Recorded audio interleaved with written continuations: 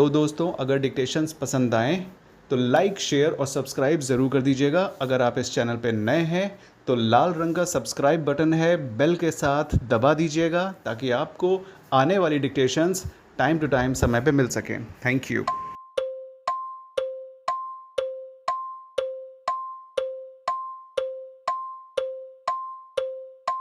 But plaintiffs' appellants are in the regular second appeal against the judgment passed by the learned first appellate court, reversing the judgment of the learned trial court.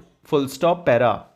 In the considered view of this court, questions of law which arise for determination are colon para first, whether the first appellate court was correct in recording a finding that Hari Chand was adopted son of Pyara Mal in absence of the plea in the written statement or evidence in support thereof. Full stop para. Second, whether a widow of a maternal grandson has any pre-existing right of maintenance in the property of maternal grandfather, and consequently her life interest enlarges into absolute ownership under section 14 in bracket 1 bracket out of the Hindu Succession Act, 1956, full stop para.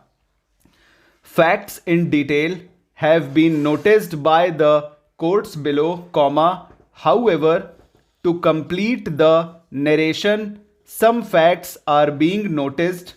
Full stop para. Late Shri Pyara Mal executed a testament dated 22/9/1929. Full stop. It may be noted here that there was a dispute with regard to validity of the will, but the trial court upheld the will, and before the first appellate court, when application for permission to lead additional evidence was pending. Full stop. Counsel for the parties made a statement that they accept the validity of the testament dated 22/9/1929 executed by late Shri Pyara Mal. Full stop. On reading of the will, it is apparent that late Shri Pyara Mal has got recorded in the will that he had brought up Hari Chand, that is, son of his daughter Hemi Bai, and got him married. Full stop.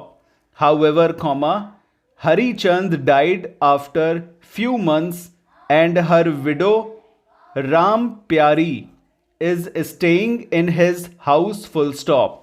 It is further recorded that he considered his moral duty to make arrangement for her upkeep so that she can continue to live. Full stop.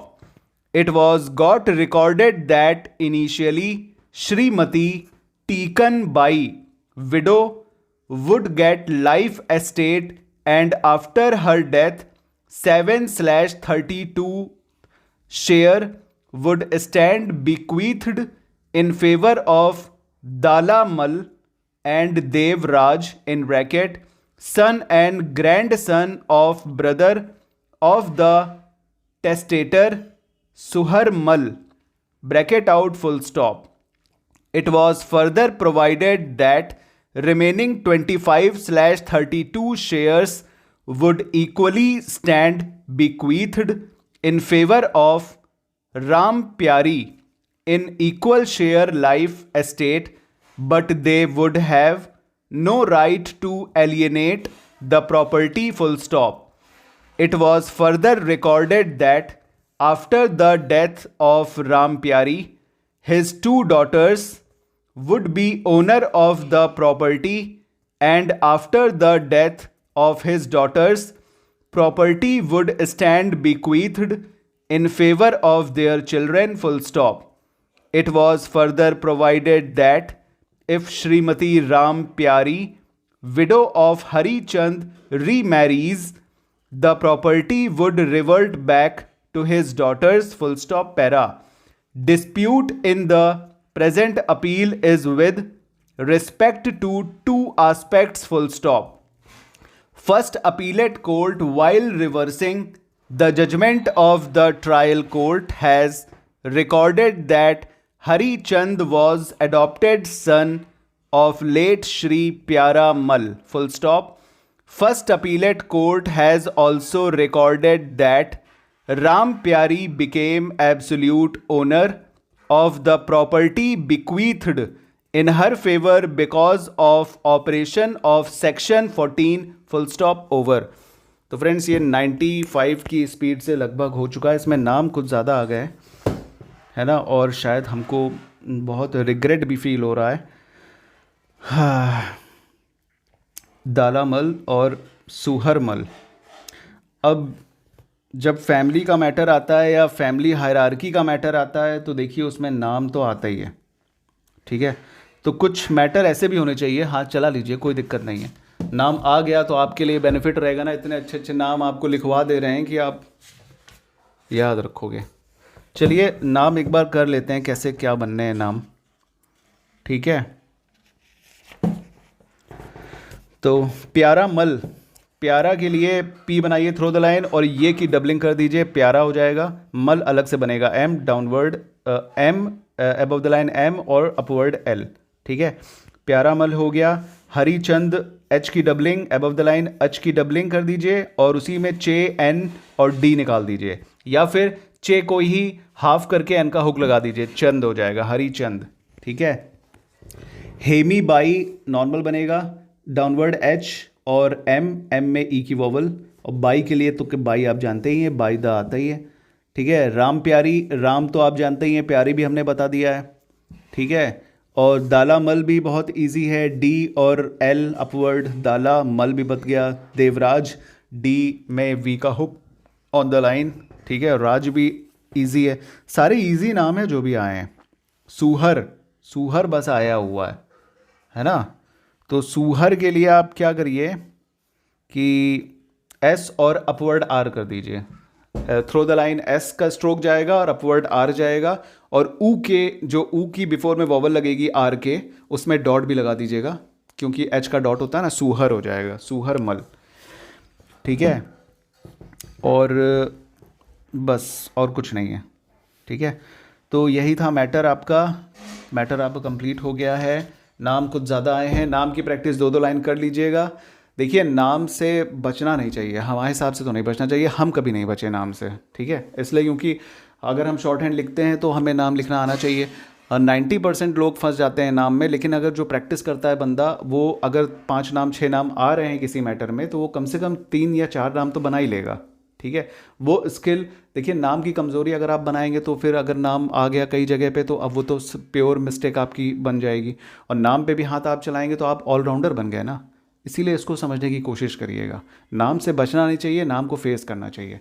नाम को face करने से आपके अंदर skill develop हो जाएगी. नाम अनजान, ज़रूरी नहीं है कि नाम की आप 2 लाइन प्रैक्टिस करेंगे तो वही नाम आ जाए. बात प्रैक्टिस करने से ये होती है, नाम लिखने से ये होती है कि आपके अंदर एक ऑटोमेटिक स्किल जनरेट हो जाती है कि आप नए नाम को, अगर आपने नया नाम कुछ सुना है तो आप झटके से उसको बना लोगे. ये स्किल आना बहुत ज़रूरी. इसी को तो कहते हैं शॉर्ट हैंड की स्किल, और क्या कहते हैं. क्या हर पूरे करोड़ों वर्ड्स हैं, क्या करोड़ों वर्ड पे आप हाथ चला लीजिएगा? नहीं चला पाएंगे ना भाई. अगर किसी को 2 साल में नौकरी लेनी है, 2.5 साल में नौकरी लेनी है, तो क्या करोड़ों वर्ड वो 2 साल की ज़िंदगी में कर लेगा कंप्लीट? नहीं करेगा ना. तो स्किल का मतलब क्या होता है? स्किल का मतलब यही होता है कि आप इतना आपने प्रैक्टिस कर ली है कि आप अनजान वर्ड्स को भी बना लें. ठीक है, और ब्रदर यार 80 की स्पीड में ना नाम वाम जितने भी आते हैं सब बन जाते हैं. बस कुछ नाम जनरल मैटर अगर आता है तो उसमें कुछ दिक्कत आ जाती है, क्योंकि उसमें अचानक से कौन सा वर्ड क्या आने वाला है नहीं पता रहता. लेकिन लीगल थोड़ा प्रिडिक्टिव, उसके अंदर प्रिडिक्शन रहती है मैटर के अंदर. ठीक है, कुछ वर्ड्स आपको पता रहते हैं कि हाँ अब क्या आने वाला है. ठीक है, तो ये सारी चीज़ें हैं. तो कुल मिला के हमें कमेंट करके बताइएगा कैसा लगा डिक्टेशन. लाइक शेयर सब्सक्राइब करते जाइएगा. और चलिए, हम जानते हैं आप नाराज़ तो होंगे नाम के लिए, तो हम कल से नाम को थोड़ा पीछे, मतलब नाम को थोड़ा कम इस्तेमाल करेंगे. ओके, बता दीजिएगा कमेंट में. वैसे हमने अपनी राय तो आपको बता ही दी. चलिए फिर शाम को, रात में जो है आपकी एक्सेल की वीडियो आ जाएगी. कुछ कमेंट्स आपके हम पढ़ लेते हैं जिनके आंसर्स दे सकें। तो जिन्होंने थैंक यू कहा उनको मोस्ट वेलकम है, और जिनकी 7 मिस्टेक्स आ रही हैं बहुत अच्छी बात है, अंडर 10 मिस्टेक रहेगी तभी आप एकदम मतलब कंफर्म आप अपनी सीट समझिए, ठीक है। और जिनकी ज़्यादा मिस्टेक आ रही है बिल्कुल परेशान ना हो, एग्ज़ाम्स अभी 2 ठो बचे हुए हैं, अपने आप को खूब लग के तैयारी करिए और उसको क्रैक करिए, ठीक है। 13 मिस्टेक वाले भी बहुत अच्छी बात है, 13 मिस्टेक जिनकी आई है बहुत अच्छी मिस्टेक्स हैं, और इसको और कम करने की कोशिश करिए क्योंकि कंपटीशन रेगुलर बढ़ता जा रहा है। सीपीटी देखिए कब हो सकता है, सीपीटी की टेंटेटिव डेट तो आई गई है 6 से 13, अब थोड़ा सा और इंतज़ार कर लीजिए अगली नोटिफिकेशन की।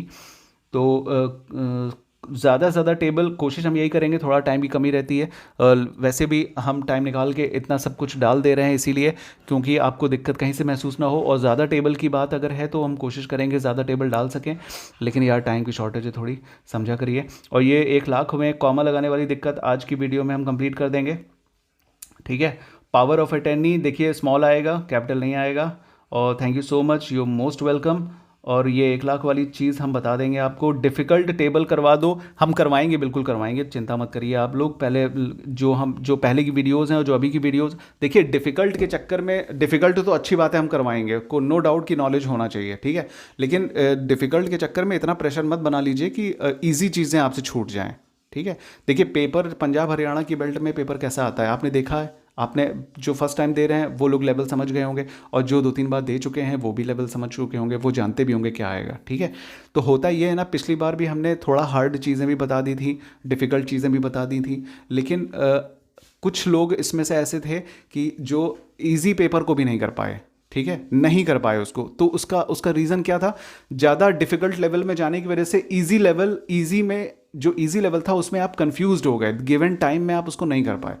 तो मतलब अपने प्रेशर को इतना बैलेंस करके चलिए कि डिफ़िकल्ट ज्ञान तो ले लीजिए, लेकिन जो ईजी चीज़ें आ रही हैं ना उसको आप उस पर एकदम मतलब हाथ में कमांड इतना ज़्यादा आपके ऊपर होना चाहिए कि आप वो आपसे मिस ना होने पाए, ठीक है। हम डिफ़िकल्ट टेबल करवाएंगे, अपने अपने लेवल से पूरी कोशिश करेंगे कि डिफ़िकल्ट से डिफ़िकल्ट टेबल आपको करवाएं, लेकिन जो ईजी चीज़ें हैं उन पे आपका हाथ चलना बहुत ज़रूरी है, उसको मत खोने दीजिए, ठीक है। Thank you so much. Video बहुत लंबी हो रही है, लाइक शेयर सब्सक्राइब कर दीजिएगा, मिलेंगे अगली डिस्कशन अगली एक्सेल की वीडियो में। Okay bye bye, thank you.